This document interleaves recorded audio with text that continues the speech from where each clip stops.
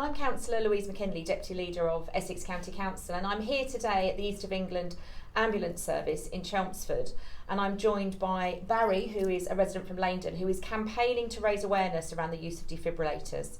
And that's really fortunate that we have John here, because as a first responder he is well versed and he's going to show us exactly what to do. Good morning, I'm John. I'm Barry.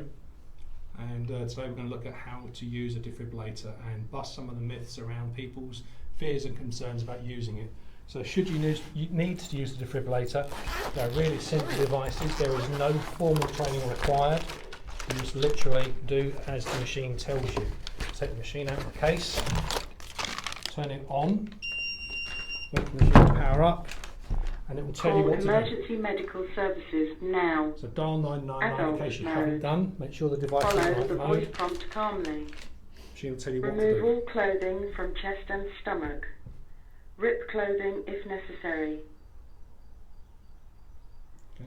So tear open the packet. Take out the pads from the bottom of the device. Tear open the pads packaging.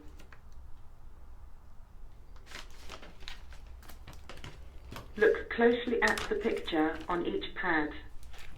Peel off the pad labelled 1 and stick to the bare skin of the patient, exactly as shown in the picture. Peel off the pad labelled 2 and stick to the bare skin of the patient, exactly as shown in the picture.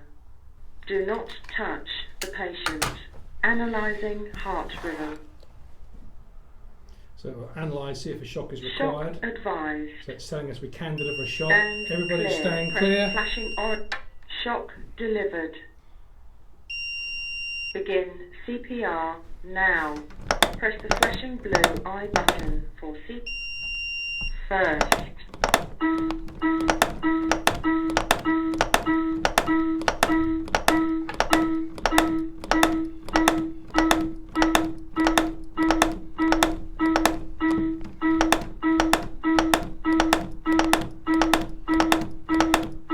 This will run for 2 minutes. Breathe. You can ventilate them. If you don't know them, you can do hands-only CPR. Second. If they're important to you, you will ventilate them.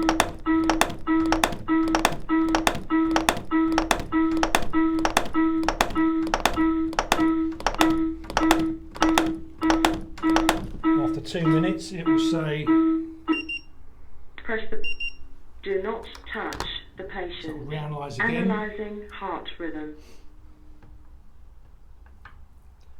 Shock Everybody advised. staying clear.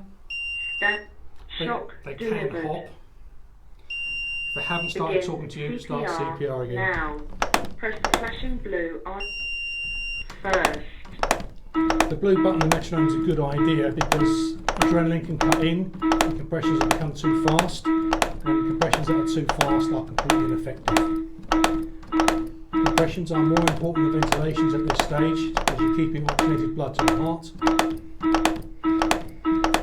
And you keep doing this until the crew arrive. Breathe. When the crew arrive, don't stop Second. because they'll need you to keep doing this while they get their bags out, their kit out, and start doing their work. John, what do you think are the common myths and misconceptions that maybe the public hold? People are scared to use them because they've been told they can't. It used to be a HSE requirement, you had to have formal training. That's no longer the case. The devices are much simpler, and if you do as the device tells you, you're perfectly safe.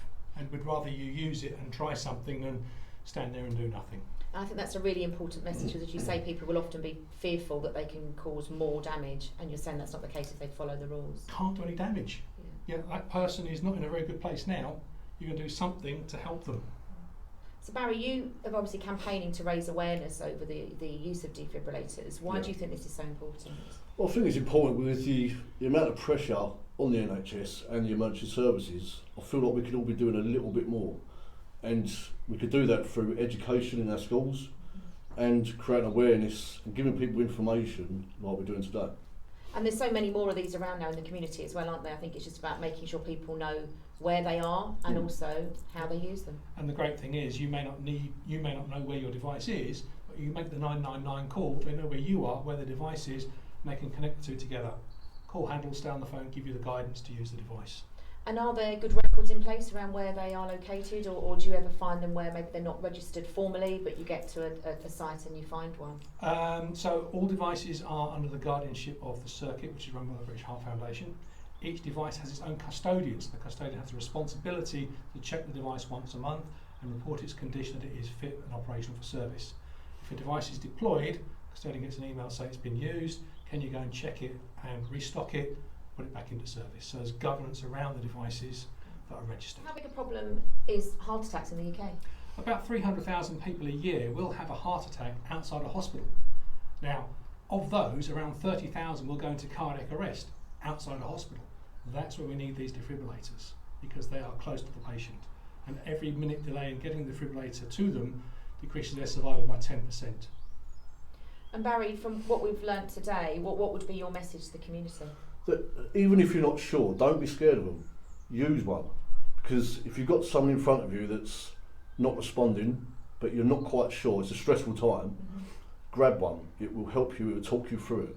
Yep. So it's got a calming effect on the situation as well if you just Absolutely. literally follow the instructions. And the call handler will stay on the phone with their relatives to give them guidance and how to do the CPR. And when we arrive, we'll say, brilliant, that's good to see bystander CPR. That makes a big difference to their survivability. And Barry, the last word to you. Yeah, I mean, I think before helping anybody, you do need to just stop, just for a second, and just think about the situation you're in. Because it's no good to you or anybody else running into a road to try and help someone, and then all of a sudden you become a casualty yourself.